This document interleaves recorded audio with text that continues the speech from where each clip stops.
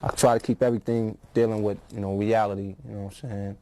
Just things that take place. Like I can be riding up a block, somebody that's sitting next to me that's riding with me might, think it's just a regular block. But, what I see is like, I see the way a kid is walking up the block, and I try to think about what he's thinking about, you know what I'm saying? If I see a kid walking real slow, I can put it in a, rhyme form, you know what I'm saying, his feelings. You know what I'm saying? I can see an area that's like burnt down or whatever. You know what I'm saying? What I try to do is picture life before it burnt down and where the people that was staying there, what happened to them when it got, you know what I'm saying? It's like I try to look through things and, come up with something different. You will never see Rakim the same after this. No exaggeration. He is not just the God MC or a hip-hop legend. He is the opposite of the industry that once praised him out loud. This is a man who sparked a quiet revolution with words, then vanished at his peak like he was never there. While others chase fame, chains, and numbers, Rakim stayed different, writing lyrics with deeper meaning, moving with purpose, asking real questions like, does this music still have a soul when big money was on the table? People think they understand Rakim. They don't. Hip-hop once revolved around him, but he stepped away on purpose to protect what it was becoming. Before all the influence, before changing rap forever, he was just William Michael Griffin Jr., a calm kid from Long Island, raised in a home filled with real music. His mother sang opera, his family carried serious musical roots, and instead of chaos, he grew up surrounded by jazz, rhythm, and creativity. By 7 years old, he was already writing lyrics, not for fame, but just to hear himself think. That's where it all really started.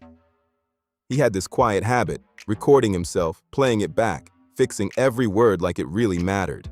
Nobody taught him how to rap, but legends like John Coltrane and Charlie Parker showed him something deeper: timing, rhythm, and space over just sound. Rakim called it stillness inside the noise, and you could hear it in his style. Those pauses, those breaths, that calm control. It felt like jazz hidden inside hip-hop. But his path did not stay quiet for long. Rakim really changed the way we all started rapping. Right. The whole theory of how rap made me I gotta rap better. And he didn't curse. Yeah. Well, it didn't matter. The cursing didn't matter to me. It was the flow of his rhyme and the confidence and the comfortableness he set in the beat. Right. Because at one time everyone was yelling on records. Right. It was different. In high school, Rakim was that guy on the football field, a quarterback, a leader, someone everyone watched. Sports was his main focus, until everything flipped during a freestyle battle at school. At just 15, known as Kid Wizard, he stepped up with a voice deep and steady. No yelling, no extra moves, just presence. He stood there, calm, and the whole room locked in. One person even said, "I thought I was watching a preacher delivering a sermon through music." He was never like the rest. While others followed trends, Rakim studied deeper topics: history, philosophy, meaning. As he once said, "I didn't just write lyrics, I built systems." That is why his lyrics hit different: layered meanings, religious hints, mysticism, and ancient ideas all mixed together. Nothing in a Rakim verse is random. Every word feels sharp and placed with purpose, while others at the time stuck to simple rhymes and quick punchlines. Rakim flipped the game quietly. He helped create what later got called internal rhyme, rhyming inside the line, all guided by breath and timing. While others needed heavy beats to stay on track, Rakim carried the rhythm inside himself. Like he once said, "I breathe like rap, rap like breath." That style went on to shape legends for years. From Nas to Eminem, from J. Cole to Joey Beta, they all pointed back to Rakim as a key influence. But here is what many miss. He never had formal rap training. No classes, no programs, just a deep ear for jazz, a sharp mind, and a belief that hip-hop was something you live and breathe. That is why his music was never just catchy. It made people stop and really think. In Wyandanch, surrounded by a working-class black community, a quiet kid was building something powerful. He studied the Quran, read Malcolm X like it was strategy, and wrote lyrics like he was mapping out battles. Nobody saw it coming, that the same kid flipping through a dictionary would grow into the God MC, the one who made hip-hop think deeper, they got something different. You know what I mean? They ain't just, they ain't doing what everybody else is doing. There's something different about them, man. So, what the power that y'all have is we all individuals. We all got different fingerprints, and the fingerprint is the same up here. Nobody gonna think like you unless you let them. So, take that chance, man, and do something different and speak from the heart. Hold on. It started early, real early. At just 7 years old, Rakim recorded himself in his bedroom. He did not talk much, but when he did, every word carried weight. That silence turned into something serious. Then 1985 hit and everything shifted. On a regular day in Wyandanch, Rakim crossed paths with Eric B., a known DJ in the area. Introduced by a mutual friend, it looked simple, but that moment changed hip-hop forever. Eric B. heard something different right away. The voice, the calm delivery, the homemade tapes, it stood out heavy. Rakim did not yell or try to prove anything. He sounded focused, almost like he was in a zone. They linked up and started recording demos at their high school. One of those tracks turned into Eric B. as President in 1986, and the streets felt it instantly.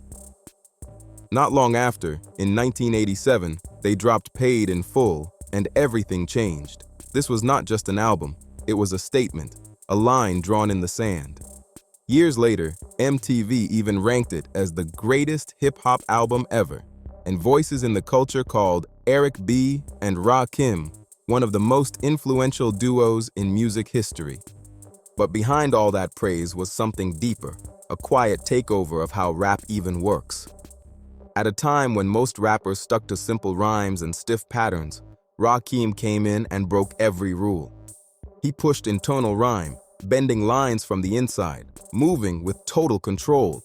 What people don't understand, Rakim changed hip-hop. He's a game changer. Everything became less aggressive.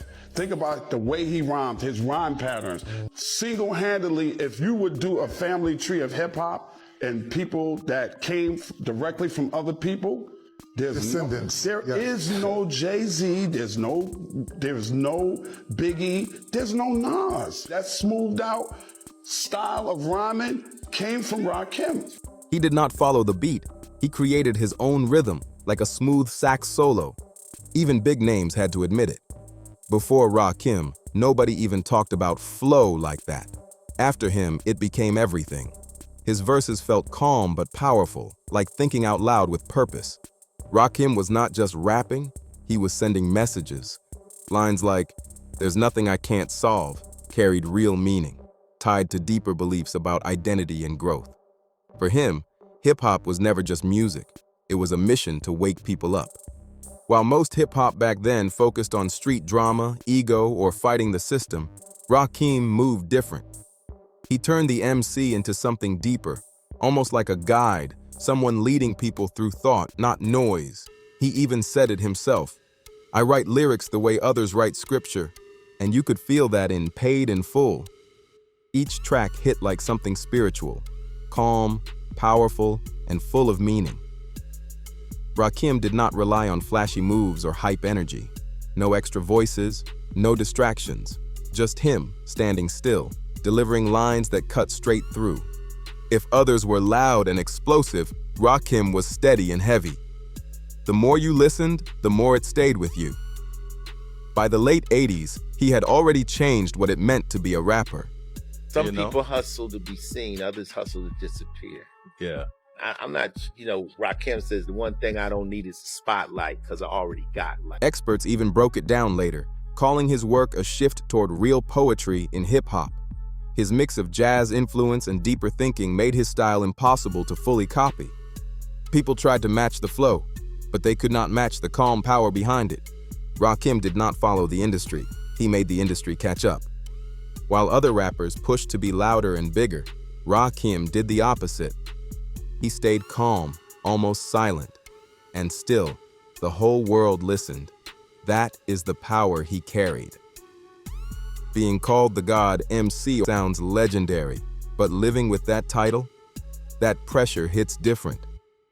After Paid in Full, after Follow the Leader, after standing on stages with crowds reaching for every word, Rakim knew he had hit the top. This was not just respect. It felt like people were putting him on a pedestal. Major platforms ranked him among the greatest ever, and voices in hip-hop called him the top lyricist of a whole era. He was not just part of the game, he became the standard everyone chased. But success comes with shadows. As the spotlight got brighter, things behind the scenes started getting messy. In the early 90s, right when rap was blowing up commercially, Eric B. and Rakim split, and it was not about music. It came down to contracts, ownership, money issues.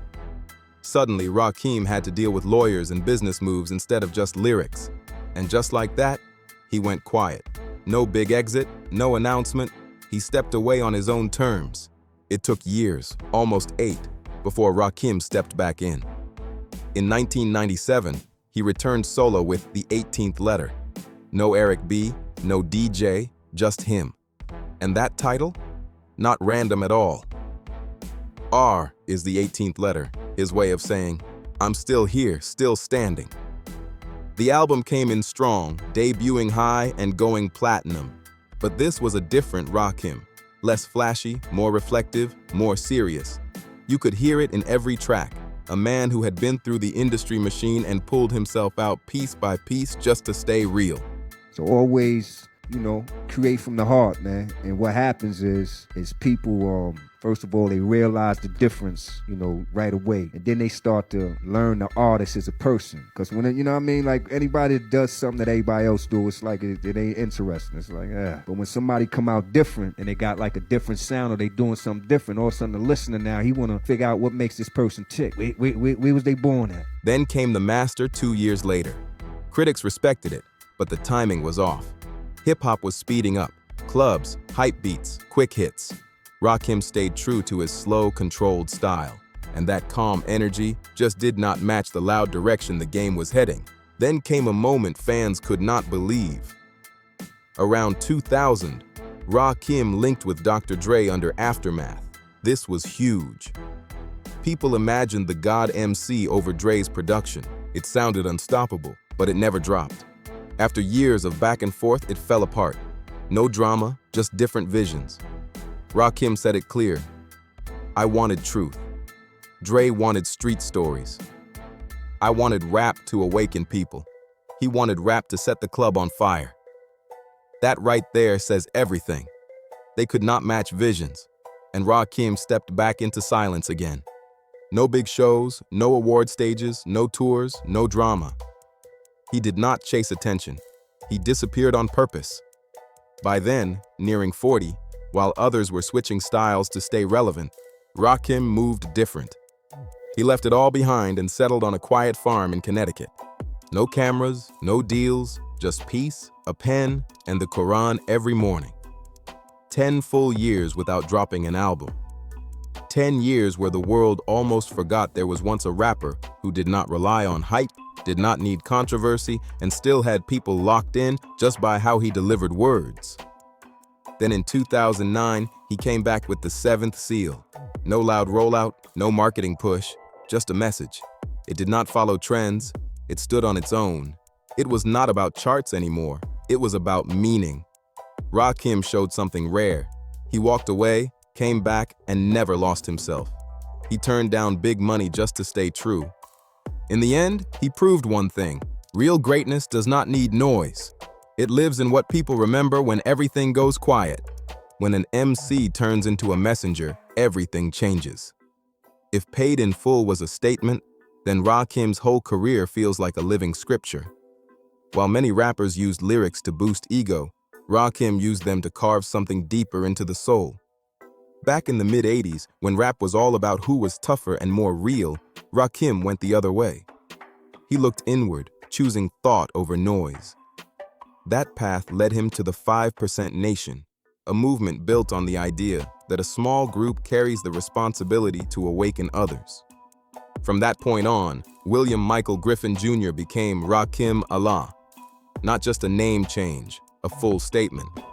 A way of saying his voice, his mind, his purpose all came from something deeper. He even said it clearly, I don't rap to sell records, I rap to awaken. For him, the mic was not a weapon. It was focus, discipline, a form of reflection. You can hear it strong in the 7th seal. The title itself points to deeper meaning, symbolizing chaos, change, and rebuilding. Rakim used that idea to send a message. Hip-hop lost its way, and he came back to remind it what it was supposed to be. It sounds almost prophetic because Rakim was no longer just a rapper. He became something deeper, a mix of faith, knowledge, and music all in one. He pulled in theology, Eastern ideas, Persian poetry, Malcolm X's influence, even mathematical thinking, and turned it into rhythm. Nobody before him shaped flow like that. He built cadence from breath, from thought, from feeling, not just beats. And while others stayed in the spotlight, Rakim stepped away and lived completely different. No acting roles, no fashion brands, no media runs. He chose a quiet life on a farm in Connecticut. Every day started with reading, writing, and reflecting. A calm, focused routine. People who visited him all said the same thing. His presence felt peaceful, almost powerful in a quiet way. He did not dress flashy or chase attention. No heavy jewelry, no big stages, just simple style with deep meaning behind it. Writers even pointed out how he brought abstract thinking into hip-hop, but kept it grounded and real. While others told stories about the outside world, Rakim focused inward. To him, real power was never about money or status. It was about knowing yourself. Rakim never needed scandals to stay relevant. His mindset alone made him stand out. While hip-hop got louder with ambition and ego, Rakim stayed centered, calm, aware, and different. His energy felt rare, like music mixed with deep thought and discipline. He never saw hip-hop as just business. To him, it was something sacred. Every track felt like a message. Every album like a chapter with purpose. He was not just an MC. He moved like a thinker, a teacher, someone holding up a mirror for people ready to look deeper. He once said, "My lyrics are my prayers." And when people heard him, it was more than music. It felt personal, like something guiding you quietly. For years, he stayed out of sight. No albums, no shows, nothing. Many thought he was done, but that was not the case. He was building in silence, watching, writing, waiting for the right moment. Then in 2009, he returned with the 7th seal, fully on his own terms. Released through his own label, it was not just music, it was a statement. The title carried weight. It pointed to change, to endings and new beginnings. Rakim used it to send a clear message. Hip-hop had drifted, and it was time to bring it back to something real. The first single, "Holy Are You," made the message loud and clear. Over a cold, steady, almost sacred sound, Rakim did not just rap. He delivered something deeper. It felt like a ritual, like he was speaking straight to the listener's mind. As he said, "I'm from the 21st century, but the lessons I teach are from ancient history." Anyone else might have sounded too heavy, but not Rakim. Every line felt serious for a reason. Every track carried weight. For him, hip-hop was never just entertainment. It was meant to wake people up. And this was not his first time stepping out on his own. The 18th Letter in 1997 already proved he could stand solo, debuting strong and going platinum. Then, The Master in 1999 came through with a different energy. Less commercial, but respected heavy for its precision and style. Those albums shaped a whole generation. Nas said, "I didn't know a person could rap like that until I heard Rakim." Eminem admitted, "I learned how to turn every word into a weapon." Big names followed, each in their own lane, but you can still hear Rakim's influence in how they write and think. Even academic voices started recognizing his impact, calling his work thoughtful, unique, and focused on real human depth. His lyrics were never just words. They were like bridges connecting people to something deeper inside themselves.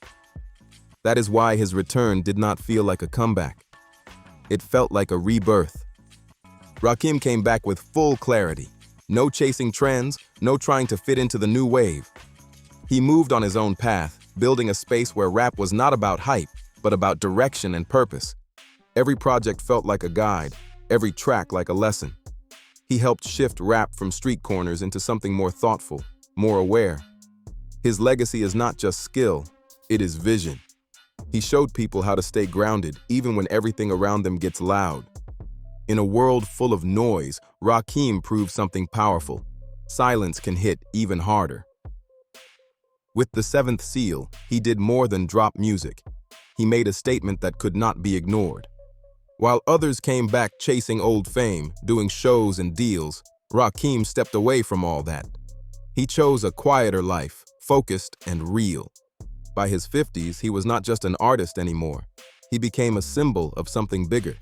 And in May 2025, that impact was recognized in a major way. Rakim received the George Peabody Medal, showing his influence reached far beyond music. At the grand commencement, Rakim was not just a guest, he was the voice of something bigger. Standing at that podium, he did not talk about fame or success, he spoke about truth. As he said, music is a tool to illuminate the inner self, to convey the depth of thought, and to free the spirit from within. No flashy lines, no performance energy, just calm presence. He even told the crowd, "I'm only the one holding the lamp. The real light is within you." That message hit deeper than any hit song. His journey from a young MC in Long Island to a speaker on that stage feels unreal. He once stood as the God MC, leading through skill and influence, but now he moves like a quiet guide. No theatrics, no noise, just meaning in every word. Even media voices recognize it. Rakim changed what a rapper can represent. Not just music, but culture, identity, and deeper thinking. What really sets him apart is how he moves. In a world chasing attention, he chooses calm. While others talk money and status, Rakim keeps it real simple. He puts it clear, true freedom is not what you have. It is who you are when everything else is gone. Maybe that is why the next generation shows him real respect. Nas called him the second father of lyricism. Eminem sees him as the blueprint behind his whole style. Kendrick Lamar brings up Rakim whenever he talks about deeper inspiration. J. Cole, Joey Bada, Lupe Fiasco, all carry pieces of what he started. Rakim did more than tell stories. He gave hip-hop purpose. From Paid in Full to the Seventh Seal, he built something solid. A mindset where self-knowledge, depth, and inner freedom matter more than fame. He never chased big business moves. No brands, no online schools, no flashy empires. Instead, he left behind something stronger, a path for those who step into hip-hop with meaning, not just ambition. Maybe he never even cared about being called a legend. Maybe he just wanted to be real, to stay true, to live every word he wrote. In a world where everything gets copied, Rakim still stands alone. He proved rap can be deeper. It can guide you, challenge you, even change you. If this story changed how you see Rakim, make sure you like, subscribe, share, and drop a comment.